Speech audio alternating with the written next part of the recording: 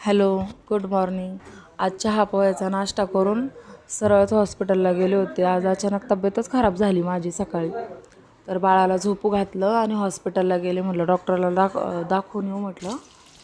आणि आल्यावरती गोबीची भाजी बनवली होती मी, पत्तागोबी.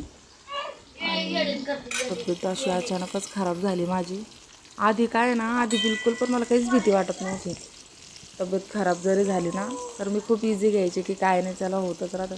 पण आता जशी आई झाली ना मला एवढी भीती वाटते. साधा तापही आला आणि डोकंही दुखलं ना, माझा एवढा जीव घाबरतो ना. असं वाटतं मला काही झालं ना, मी जर बिमार पडले तर मग बाळाचं कसं होईल. कारण की बाळ कोणाकडे राहतच नाही, 5 मिनटंसुद्धा राहत नाही बाळ कोणाकडे. त्याला मीच पाहिजे, आईच पाहिजे. प्रत्येक बाळाचं असंच असतं का? हां, असंच असेल ना. बाळाला आईच लागते, आईला सोडून राहतच नाही बाळ. माझं बाळ एकही मिनटं मला सोडत नाही. आणि मी कसं तरी झोपू घातलं आणि गेली. आणि अशी बघा गोबीची भाजी बनवली मी.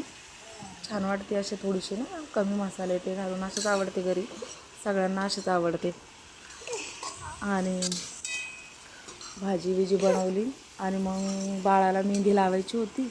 तर मी कुठलीही केमिकली मेहंदी वापरत नाही बघा बाळासाठी. म्हणजे मी केमिकली काहीच वापरत नाही बाळाला.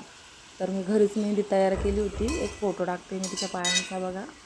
अशी मी तिला मेहंदी लावली होती. खूप छान वाटत होती. आणि संध्याकाळी कंटक्की खायची होती, तर ते बनवली.